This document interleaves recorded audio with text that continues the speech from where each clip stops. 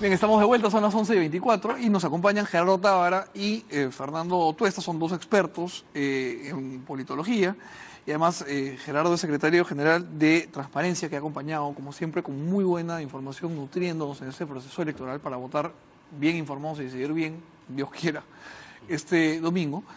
Y hay harto tema por conversar. Lo primero es que Urresti ha sido absuelto y esto sin duda abre un nuevo escenario de posibilidades para el domingo, ¿no? Porque si Urresti pues, era condenado, iba ahí a haber una repartija de votos interesante.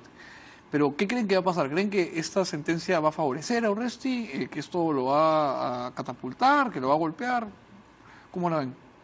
Bueno, en caso que hubiera sido condenado, no es que operaba inmediatamente una exclusión. Además hay que tener en cuenta que el voto es por la lista. De acuerdo, ¿no? El teniente alcalde hubiera tenido que asumirlo, ¿no? En principio, ¿no? Porque no hubiera podido juramentar. Pero en el caso ya resuelto, por lo menos en esta instancia, yo creo que lo coloca siempre en el foco de atención, sobre todo en estos dos últimos días, sobre todo el de ayer, en donde el tema de haber anulado el indulto a Alberto Fujimori hizo que la poca atención que ya se tenía por las elecciones regionales y municipales volviera a ser opacada, ¿no? Sí. Y entonces, y ahora con lo de la noticia de Urresti, a él lo coloca sobre todo nuevamente en la visibilidad. Y eso puede evidentemente favorecerlo. Puede, ¿no? Pero por otro lado, Gerardo, venía también una tendencia de crecimiento que se manifestaba sobre todo en los señores Muñoz y Bengoechea interesante, ¿no? Porque, digamos, ya no se pueden publicar sondeos, pero en los últimos que se publicaron había una evolución casi geométrica de estos dos candidatos y más bien una caída fuerte de los señores Reyardo y Belmont. Efectivamente. Entonces, la verdad es que va a ser un final, curiosamente, de fotografía después de una campaña gélida, ¿no? Sí, porque además la campaña termina hoy, Claro. ¿no? Entonces, la manera que tendría el candidato Urresti de capitalizar la sentencia emitida hoy a su favor se ve limitada, porque mañana no puede hacer campaña y el sábado menos aún, ¿no? Entonces, la campaña concluye hoy a la medianoche, por lo tanto, eso le va a limitar la posibilidad que hubiera tenido de...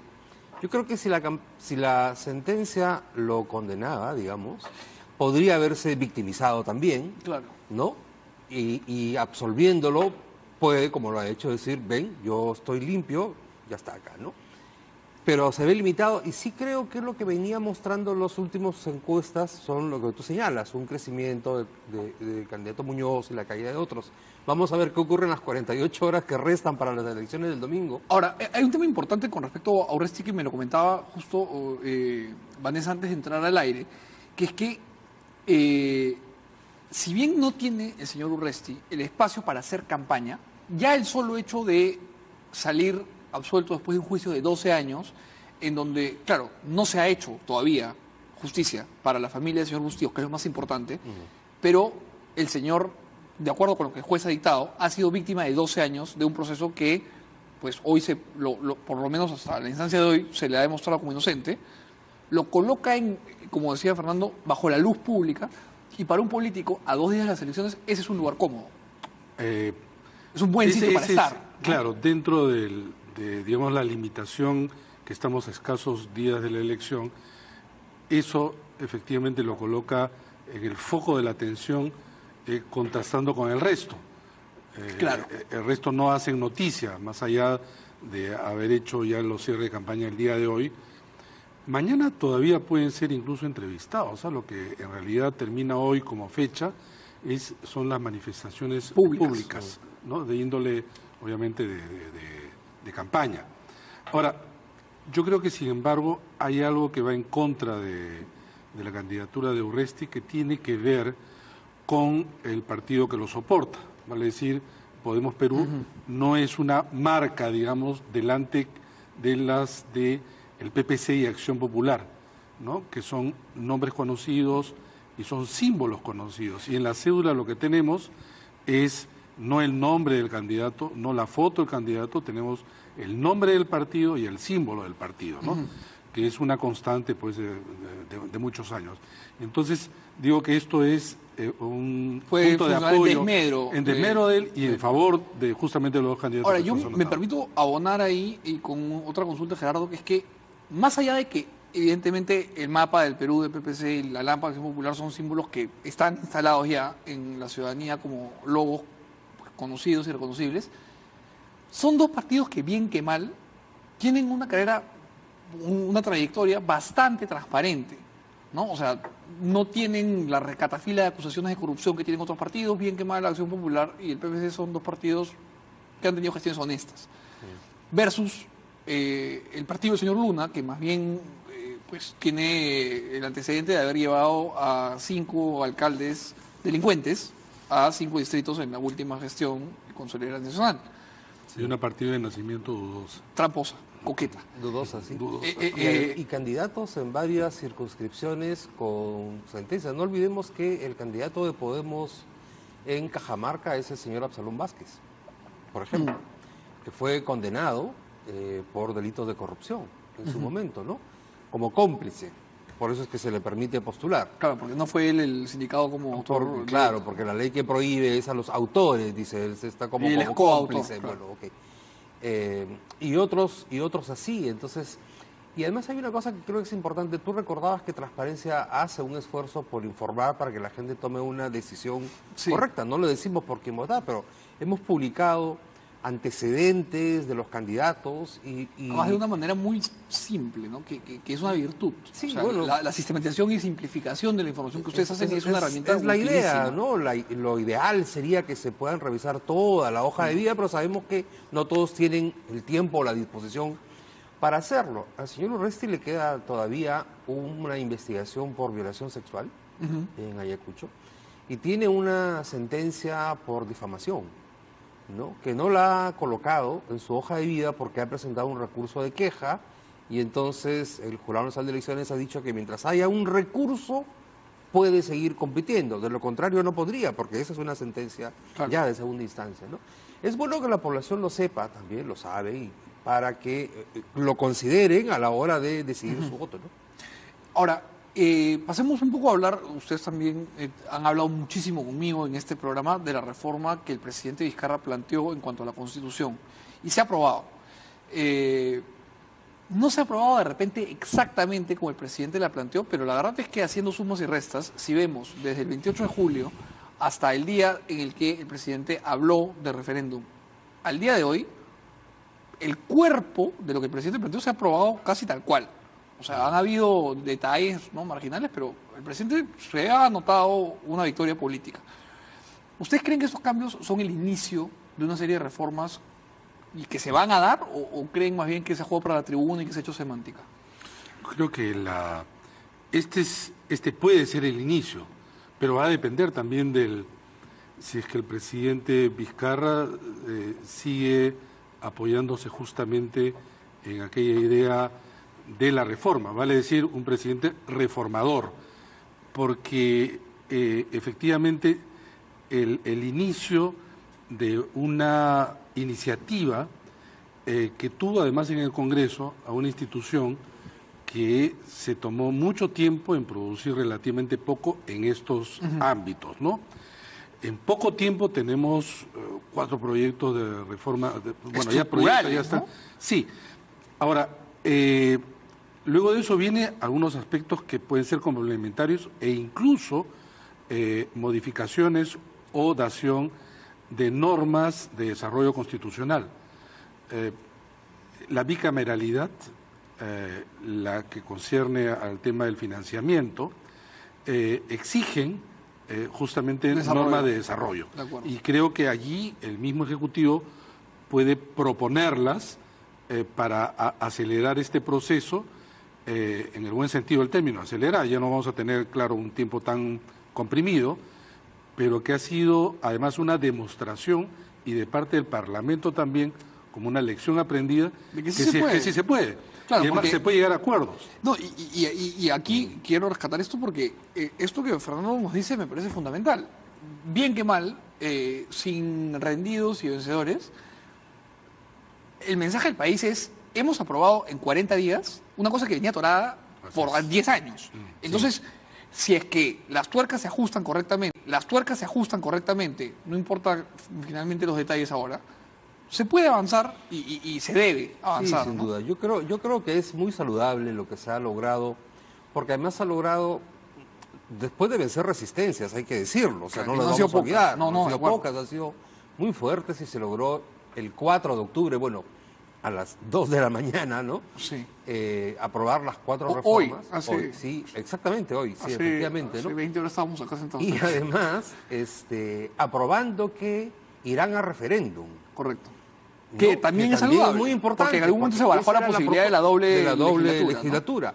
Pero ayer o esta madrugada el Congreso aprobó una por una que van a referéndum.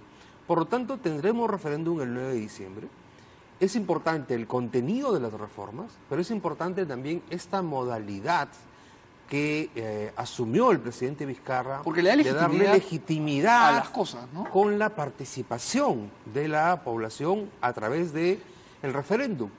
Vamos a prepararnos entonces para el referéndum. Habrá 2 meses para analizar cada uno de los proyectos y lo que tenga que venir. Como dice Fernando, varias de estas normas necesitan Un desarrollo que un es tan desarrollo importante como las sí, propias normas. Sí, ¿no? por supuesto, ¿no? Hay temas que quedaron pendientes. Transparencia insistió mucho en un punto que estaba en la propuesta sobre bicameralidad del presidente Vizcarra, que es la presentación de una declaración jurada de intereses. Sí. Vamos a seguir insistiendo en ello. Es Es muy fundamental. importante. No es lo Sí, mismo sí, de que la acuerdo. declaración de bienes y rentas. Es fundamental para darle mayor transparencia y luchar contra la corrupción. Está el tema de cómo volvemos a la exigencia de reportes de gastos durante las campañas electorales. Claro, y no Porque ex post, este domingo ¿no? 7 vamos a ir sin saber quién financió las campañas. Otra vez. Solo en 9 casos De acuerdo. de candidatos que han informado su financiamiento, los demás no lo han hecho, ¿no? Entonces creo que es un escenario muy interesante. El presidente Vizcarra ha salido hoy en la noche también a decir que siente satisfacción y a dar la interpretación que consideramos correcta frente a un tema que estaba ahí en discusión. ¿Desde cuándo se aplica, Claro, se aplica la la no no reelección. reelección? Bien, vamos a hacer un corte, por favor, y vamos a regresar a hablar de lo otro que ha pasado en el Congreso hoy, que es que han sido sancionados algunos señores, como el señor Inostroza y el doctor Rock, que estuvo, vamos a decirlo así, fabuloso en el Congreso hoy. Vamos a hacer un corte y regresamos para hablar de eso.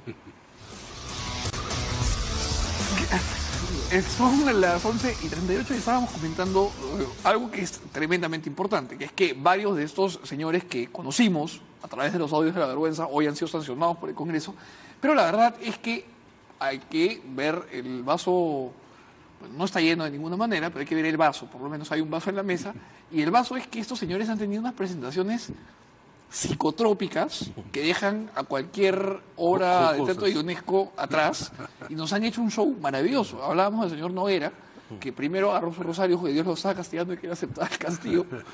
Después presentó el video del ceviche de pato y después dijo que él no trabajaba porque estaba concentrado en hacer el himno del CNM y las estrofas le habían ido bien, pero el coro lo complicaba. Quizás es el más sincero de todos, ¿no? Yo creo que fue demasiado sincero. Creo Demasiado que sincero. un poquito de pudor le hubiera hecho bien al hombre.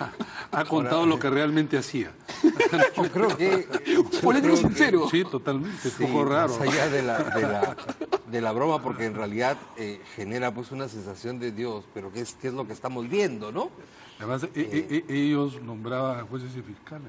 ¿no? Sí, claro. Entonces, claro, jueces, poca ¿en cosa. manos de quién ha estado la Yo- justicia de este Yo país? en un momento estuve cerca de pedir a través de las redes sociales que interrumpan la transmisión por seguridad nacional. Porque decía yo, o sea, si, digamos, un enemigo externo, que podría ser incluso una manada de lobos de mar, se da cuenta de que ese señor ha nombrado a los jueces del Perú, nos van a invadir mañana. Pero Sí, mira, es, ese es un... terrible. Ah, y Ahora, mira, quería cosa- hablar usted del señor Águila, que también tuvo una presentación rara. Bueno, ¿no? dijo que estaba cumpliendo su sueño de llegar al Congreso de la República, pero llegaba como acusado, al banquillo de los acusados. Debía ser una pesadilla. dice, Debería- un sueño. probablemente, ¿no? Y él ha sido presidente del Consejo de la Así Magistratura.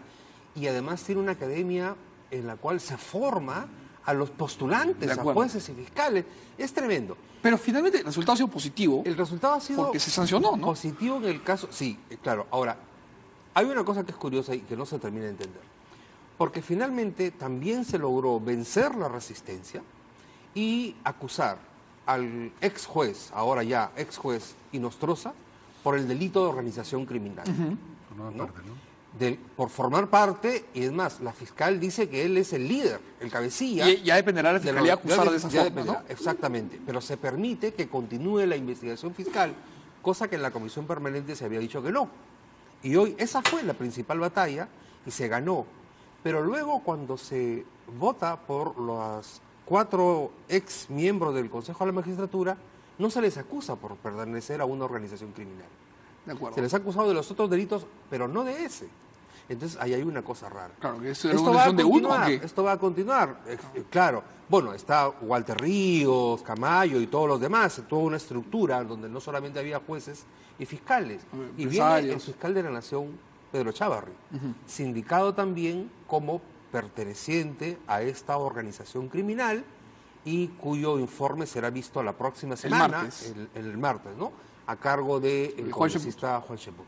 Sí. Entonces creo que es muy importante el paso que se ha dado hoy de no solamente destituir, inhabilitar al juez Inostroza, ex juez Inostroza, sino también de reconocer que se le investigue por una organización criminal. Lo contrario era decir los cuellos blancos nunca existieron. Claro, que Esos hubiera sido un señores, mensaje fue terrible, pura ¿no? casualidad que se dedicaran a esto. Pero ¿qué es lo que escuchamos todos los peruanos durante estas semanas?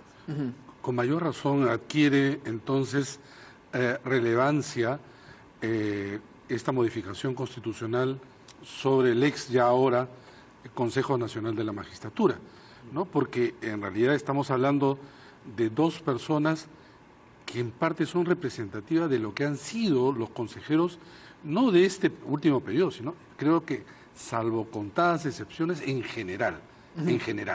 Y entonces, si es que el presidente Vizcarra no presentaba este proyecto de ley de modificación constitucional, que felizmente ha sido aprobado, y esperemos que sea aprobado en referéndum, en realidad, a estas alturas tendremos todavía un Consejo Nacional de la Magistratura con la opereta que sabemos y doctor Rock y todos aquellos jueces y fiscales que pasaron por el filtro y la decisión de este Consejo Nacional de la O sea, el Magistratura. filtro del ceviche de pato. Así es, con música y coro.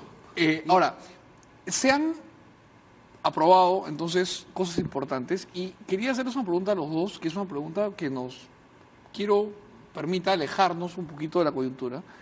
Y es que creo que cuando pase el tiempo, este quinquenio va a ser visto como un quinquenio bien raro, porque ha sido una montaña rusa, está siendo una montaña rusa para todos, que ya nadie sabe qué esperar, pero bien que mal, las instituciones republicanas han sido estiradas al máximo, han estado al borde del abismo, pero han funcionado.